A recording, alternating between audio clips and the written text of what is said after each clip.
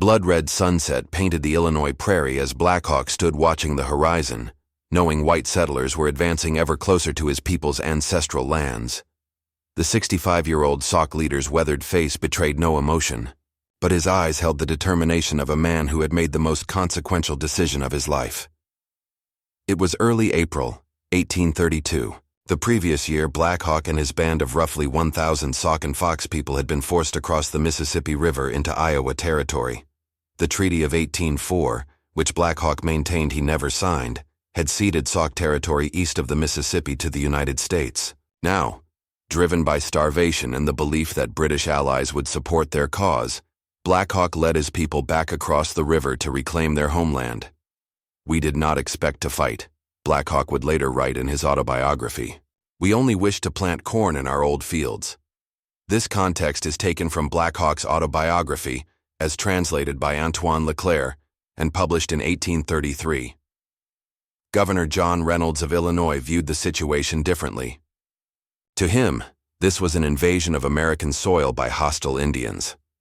Reynolds immediately called for volunteers to join the militia and dispatched messengers to General Henry Atkinson at Jefferson Barracks near St. Louis, requesting federal troops. The call for volunteers spread like wildfire through Illinois settlements. Abraham Lincoln, a 23-year-old frontiersman with political ambitions, was among those who answered the call. He was elected captain of his volunteer company, despite having no military experience, a fact he would later claim was the proudest moment of his life. Meanwhile, Black Hawk's band traveled slowly up the Rock River Valley, their numbers including women, children, and the elderly. They sought to join with the Winnebago prophet, White Cloud, at his village called Prophetstown. White Cloud had encouraged Black Hawk's return, promising that other tribes would unite with them against the Americans. General Atkinson assembled his forces at Fort Armstrong on Rock Island. He commanded approximately 2,000 men, a mix of regular Army troops and Illinois militia. The regulars were disciplined, but few in number. The militia was numerous but undisciplined and eager for combat. As April turned to May, tensions escalated rapidly. Settlers throughout northern Illinois abandoned their homesteads, fleeing to improvised forts or south to more populated areas. Rumors of Indian atrocities spread faster than facts. The Illinois militia, poorly trained and spoiling for a fight, became increasingly difficult for their officers to control. Before any major conflict erupted, Atkinson sent messengers to Black Hawk, demanding he return west of the Mississippi immediately. Black Hawk refused, continuing his journey northward, hoping to establish a new settlement where his people could plant crops and live in peace. "The Great Spirit gave this land to his red children," Black Hawk reportedly told the messengers. "How can we say the land is not ours? The land is sacred to us." The stage was set for confrontation. As both sides moved through the wilderness of northern Illinois, communication broke down entirely. The Americans viewed Black Hawk as belligerent and defiant. Black Hawk, increasingly concerned about the military buildup, struggled to keep his band together and find allies. What began as a desperate attempt to reclaim ancestral farmland was rapidly transforming into something far more dangerous. As the militia and regular army converged in pursuit, Black Hawk found himself in an untenable position, caught between starvation, a powerful military force, and the Mississippi River that marked the boundary he had crossed in hope. The afternoon of May 14, 1832, dawned with an eerie calm that belied the chaos soon to unfold. Major Isaiah Stillman led a battalion of over 300 Illinois militiamen northward from Dixon's Ferry. Their mission simple: locate Black Hawk's band and force their surrender or destruction. Stillman's men were an undisciplined lot.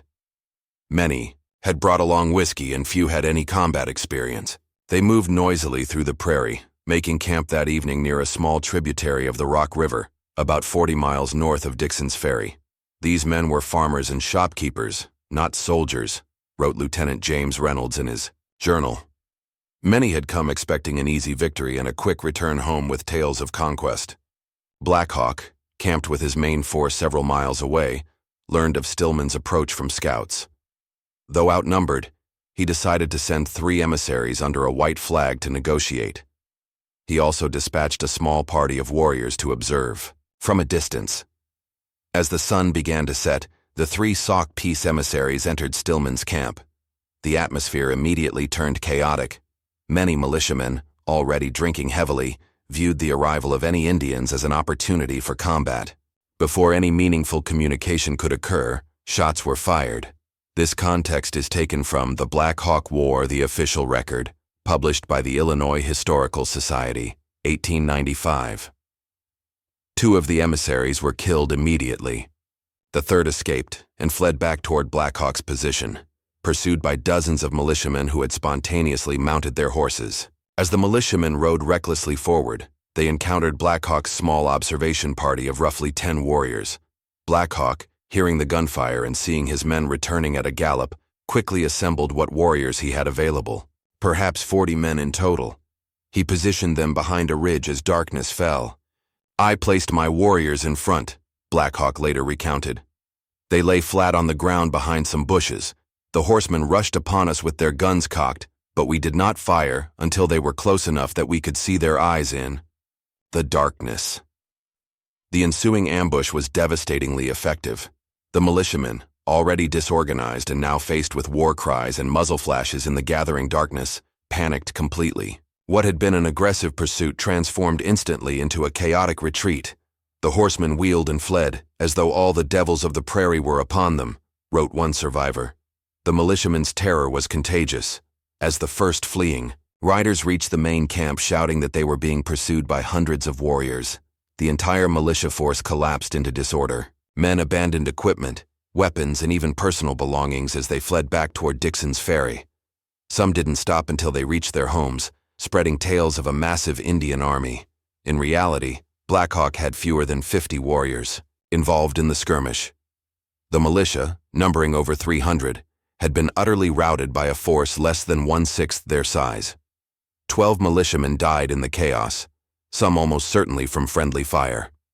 Black Hawk lost none of his warriors. The engagement, quickly dubbed Stillman's Run in mockery of the militia's cowardice, had profound consequences. For Black Hawk, what had begun as a peaceful return to plant corn had now become warfare. There could be no turning back. For the American forces, the humiliation of Stillman's Run hardened their resolve.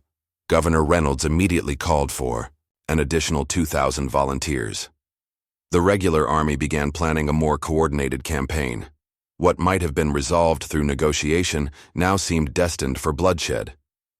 In the days that followed, Black Hawk's position grew increasingly precarious. The hopes for alliances with other tribes were fading. The Winnebago and Potawatomi, despite some sympathy for the Sauk cause, were unwilling to risk open warfare with the Americans.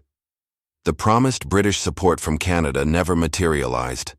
As May progressed, Black Hawk faced a terrible choice: continue north hoping for allies, or attempt to retreat back across the Mississippi. Either way, his people would face hunger, hardship, and the growing might of the American military. By late May 1832, the Black Hawk War had transformed from a single conflict into a series of scattered skirmishes across northern Illinois and southern Wisconsin territory. Black Hawk, recognizing the dire situation facing his people, split his band into smaller groups to make it harder for American forces to track them and to find food more easily. This strategy led to numerous small-scale encounters throughout the region. On May 21st, a group of Sauk warriors attacked a settlement near Indian Creek, killing 15 settlers, including women and children. The brutality of this attack, likely carried out by warriors acting independently of Black Hawk's direct command, inflamed public opinion throughout the frontier. "Never has such savagery been witnessed on Illinois soil," declared the Galena Advertiser newspaper. "The blood of innocent settlers cries out for vengeance." This context is taken from Frontier, Illinois, A History of the Trans-Appalachian Frontier by Professor James Davis, published by Indiana University Press in 1998. General Atkinson, commanding the primary American force, established his headquarters at Dixon's Ferry. From there, he coordinated several columns of soldiers and militiamen to search for Black Hawk's scattered band. The logistics were challenging. The terrain was unfamiliar to many of the troops, supplies were difficult to transport across marshy ground, and intelligence about the Sauk's whereabouts was often unreliable. Captain Jacob Early led a detachment of scouts along the Rock River's eastern bank. On May 24th, they encountered a small group of Sauk warriors near present-day Rockford. In the ensuing firefight, 2 militiamen and 4 warriors were killed. The Indians fought with remarkable courage, Early wrote in his report. They stood their ground even when outnumbered, retreating only when their ammunition began to fail. Meanwhile, the main body of Black Hawk's people moved northward, crossing into what is now Wisconsin. The journey was arduous, particularly for the elderly, women, and children. Food was scarce, and every creek crossing or open prairie exposed them to potential discovery by American patrols. Black Hawk later described this period as the most difficult of the conflict. "My people suffered greatly. We had little to eat. The old ones grew weak and the children cried from hunger. We could not hunt properly because the sound of guns would attract the attention of the Long Knives Americans." By early June, Governor Reynolds had established a network of small forts throughout northern Illinois to protect settlements and serve as bases for militia operations. Fort Wilburn, hastily constructed near present-day Peru, Illinois, became an important supply depot. It was at Fort Wilburn that a young Lieutenant Jefferson Davis, future President of the Confederate States of America, arrived with regular Army reinforcements from Fort Crawford. Davis would later write that the Black Hawk War provided him with invaluable experience in frontier warfare. On June 16th, another significant skirmish occurred at Kellogg's Grove, when militia companies under the command of Major John Dement encountered a Sauk war party. The militia initially retreated to a small fortified position, but eventually drove off the attackers. 5 militiamen and 9 Sauk warriors died in the engagement. The most telling aspect of these scattered conflicts was their inconclusive nature. Neither side could claim decisive victory. The American forces, despite their superior numbers and firepower, struggled to locate and engage Black Hawk's main group. The Sauk and Fox warriors, though often successful in individual encounters, could not translate tactical victories into strategic advantage. By late June, the situation for Black Hawk's band had grown desperate. Food stores were depleted. American forces were closing in from multiple directions. The promised alliances with other tribes had not materialized. British support from Canada was non-existent. Black Hawk faced the most difficult decision of the conflict: continue fighting a war he could not win, or attempt to retreat back across the Mississippi River to Iowa Territory. As June turned to July, events would force his hand. By early July 1832, Black Hawk had made the difficult decision to retreat.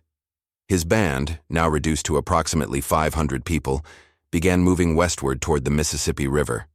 Their plan was to cross back into Iowa Territory and seek sanctuary among other Sauk and Fox bands who had remained at peace with the Americans. General Henry Atkinson's main force of regulars continued northward, following what they believed to be Black Hawk's trail. However, it was a brigade of mounted Illinois volunteers under the command of General James Henry and Colonel Henry Dodge that would ultimately make contact with Black Hawk's retreating band. On July 21st, Henry's scouts discovered fresh tracks along the Rock River. Breaking away from Atkinson's slower-moving main force, Henry and Dodge pursued these signs at a grueling pace across southwestern Wisconsin Territory. "We pushed our horses to the limit of endurance," wrote Lieutenant Charles Bracken in his journal. Many mounts collapsed from exhaustion, but the men were determined to overtake the savages before they could reach the Mississippi. This context is drawn from The Western Frontier, Eyewitness Accounts of the Black Hawk War, compiled by the Wisconsin Historical Society, published in 1927. Black Hawk was aware of the pursuit. He assigned approximately 50 warriors under the command of his trusted Lieutenant Neopope to serve as a rear guard, while the main body of women, children, and elderly continued toward the Mississippi. The rear guard's mission was to delay the Americans long enough for the non-combatants to reach safety.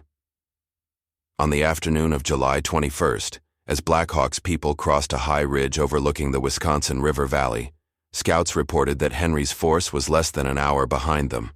Black Hawk faced a critical decision: continue the retreat and risk having his people caught in the open, or turn and fight a delaying action. He chose the latter, selecting a defensible position along a ridge that has since become known as Wisconsin Heights. Black Hawk positioned his warriors among the tall grass and scattered oak trees. As the sun began to set, Henry's advance elements arrived at the base of the ridge. The first indication of the enemy's presence was a volley fired from concealed positions, Colonel Dodge later reported. Several men fell from their saddles, and for a moment, confusion reigned. Henry quickly organized his forces, deploying skirmishers to probe the Sauk positions while bringing up his main force. The terrain favored the defenders. The ridge offered excellent fields of fire, and the approaching darkness made it difficult for the Americans to determine the exact strength of their opposition.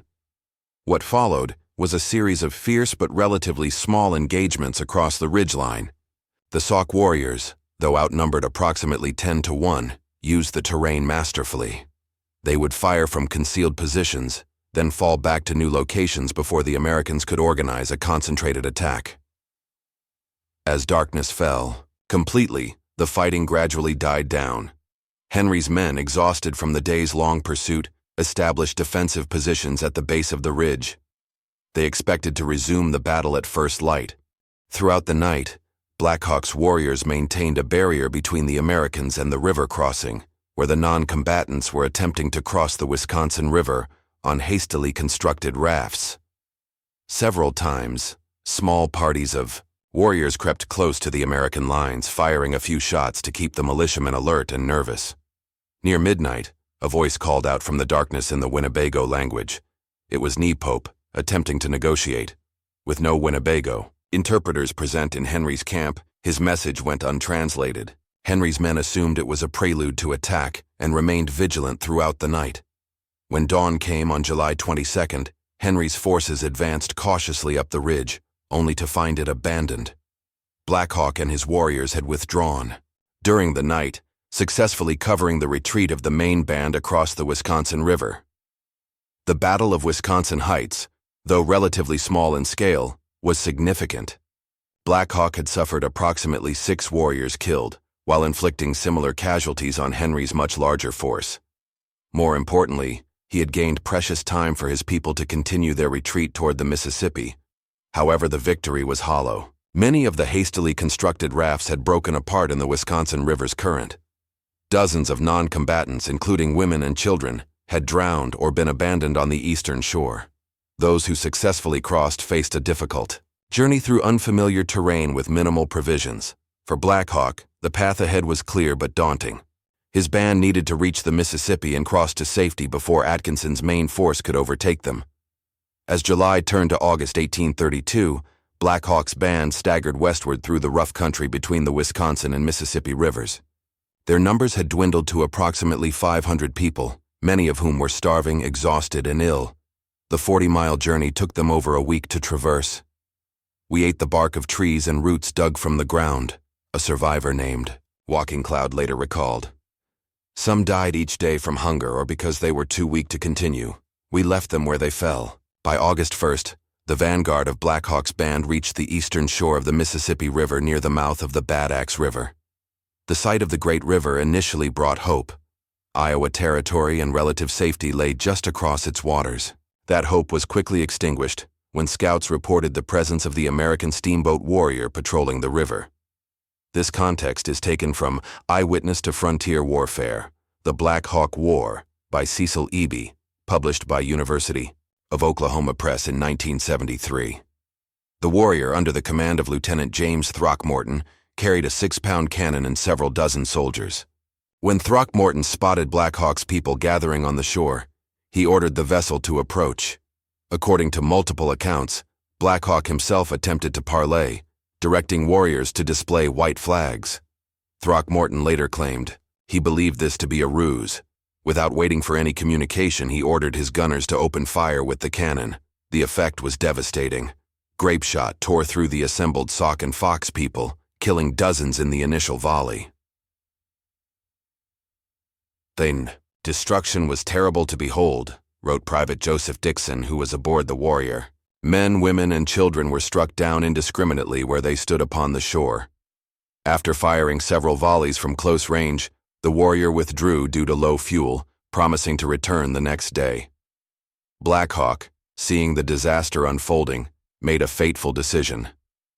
He led approximately 30 warriors away from the main group, hoping to draw the Americans away from the river and create a diversion allowing the non-combatants to cross the Mississippi. Black Hawk told us to take our families across the great river if we could, recalled one survivor. He said he would lead the Long Knives away from us, that he would sacrifice himself for his people. Throughout the night, some of the Sauk and Fox attempted to cross the Mississippi using makeshift rafts and logs.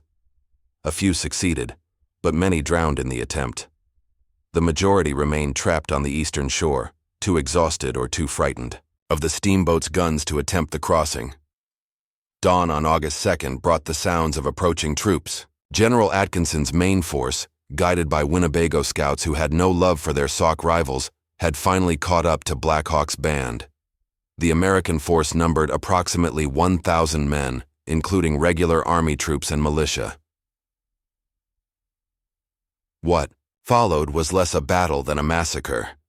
The American forces formed a line and advanced methodically toward the river, driving the weakened Sauk and Fox before them. Many of the Native Americans were too weak to flee. Others jumped into the Mississippi in desperate attempts to swim across. The warrior returned as promised and positioned itself to fire upon anyone in the water. Between the soldiers on land and the steamboat on the river, there was little chance of escape. Over the course of several hours, approximately 250 Sauk and Fox were killed, including many women and children. "I have never witnessed such a scene of horror," wrote Lieutenant Robert Anderson, a regular Army officer who would later command Fort Sumter at the start of the Civil War. The dead bodies of men, women, and children lay so thick that one could walk across the river on them. A few warriors fought desperately to the end, attempting to shield the escape of their families. Their resistance was ultimately futile. By mid-afternoon, the firing had largely ceased. The Battle of Bad Axe, though slaughter would be a more accurate term, was over. Black Hawk himself, having failed to draw off the American forces, did not witness the final moments of the massacre. With a small group of followers, he had fled northward, hoping to find refuge among the Ojibwe. He would eventually surrender to American authorities at Fort Crawford several weeks later, his rebellion decisively crushed. The tragedy at Bad Axe River marked the effective end of the Black Hawk War. A conflict that had begun with a desperate attempt to reclaim ancestral lands had concluded with one of the most one-sided battles in American frontier history. The echo of gunfire at Bad Axe had barely faded when the process of historical reckoning began. By mid-August 1832, Black Hawk and several of his key lieutenants had surrendered to American authorities at Fort Crawford. The aging war chief, now in his mid-60s, was a broken man. "I am a man," Black Hawk reportedly told his captors. "I have done nothing of which an Indian need feel ashamed. I have fought for my lands, my people, and the graves of my fathers." The American response to Black Hawk's surrender was complex. While many frontier settlers called for his immediate execution, federal authorities had other plans. President Andrew Jackson, himself a veteran of numerous Indian campaigns, ordered that Black Hawk be transported east to meet with him in Washington. This context is drawn from The Life of Black Hawk, Makatai Me Shikiakiak, as dictated by Black Hawk himself to Antoine Leclerc and published in 1833. What followed was one of the more unusual episodes in American Indian relations. Black Hawk and several other captured leaders were transported first to Jefferson Barracks, near St. Louis, then to Fort Monroe in Virginia, and finally to Washington, D.C. and several other eastern cities. Everywhere they went, enormous crowds gathered to see the savage war chief who had terrorized the frontier. "The great cities of the East are filled with people," Black Hawk later wrote. "I wondered that they had not all gone to the frontier to get lands, if land was what they wanted." In Washington, Black Hawk met with President Jackson, who lectured him on the futility of resisting American expansion, but also expressed a warrior's respect for his fighting abilities. After several weeks of being exhibited to curious Easterners, Black Hawk was finally released to return west under the supervision of Keokuk, a rival Sauk chief who had remained at peace with the Americans. For the remaining 6 years of his life, Black Hawk lived in Iowa Territory, dictating his autobiography and witnessing the continued westward flow of American settlement. He died in October 1838, his legacy already being shaped and reshaped by both Native and American narratives. The immediate aftermath of the war brought significant changes to the upper Mississippi Valley. The defeat of Black Hawk's band effectively ended organized Indian resistance in the region. In September 1832, the United States government demanded major land cessions from the Sauk, Fox, and Winnebago as punishment for their perceived support of Black Hawk. The Black Hawk Purchase Treaty forced the cession of a 50-mile-wide strip of land west of the Mississippi in present-day Iowa. This rich territory, approximately 6 million acres, was open to American settlement less than a year after the war's conclusion. For the young United States, the Black Hawk War represented a significant military operation. Many of those who participated would go on to prominence in American politics and military affairs. Abraham Lincoln's brief service as a militia captain became a cornerstone of his early political campaigns. Jefferson Davis, future president of the Confederacy, served as a lieutenant. Zachary Taylor, who would become the 12th president of the United States, commanded regular army forces during the conflict. "I remember the Black Hawk War well," Lincoln would later write. "Though I saw no fighting, I had a good many bloody struggles with mosquitoes." For the native peoples of the upper Mississippi, the war's outcome was devastating. Not only had Black Hawk's band been virtually destroyed, but the conflict gave the United States government pretense to demand land cessions from tribes that had little or no involvement in the fighting. Within a decade of the war's conclusion, virtually all Native American tribes had been removed from Illinois and Wisconsin territory. The Black Hawk War thus represented not just a military defeat, but the effective end of indigenous control over the region. Historical perspectives on the conflict have evolved over time. 19th-century American accounts typically portrayed Black Hawk as a bloodthirsty savage who needlessly brought destruction upon his people. By the mid-20th century, more nuanced interpretations emerged, recognizing the complex motivations that drove both sides of the conflict. Modern historians largely view the Black Hawk War as a tragic collision between cultures with fundamentally different understandings of land ownership, sovereignty, and treaty obligations. Black Hawk himself is now often portrayed as a leader attempting to navigate impossible circumstances rather than simply a hostile aggressor. Perhaps the most fitting epitaph for the conflict comes from Black Hawk's own words. "Rock River was a beautiful country. I loved my towns, my cornfields, and the home of my people. I fought for them." The lands that Black Hawk fought to reclaim are now farms, towns, and cities across Illinois and Wisconsin. Few physical reminders of the conflict remain beyond historical markers and museum exhibits. Yet the story of how a band of approximately 1,000 Sauk and Fox people challenged the military might of the young United States continues to resonate as a testament to the human desire for homeland and the tragic consequences when cultures clash over fundamental values. The Black Hawk War may have been brief and relatively small in scope compared to other conflicts in American history, but its legacy continues to shape our understanding of the complex and often painful process by which the American nation expanded westward.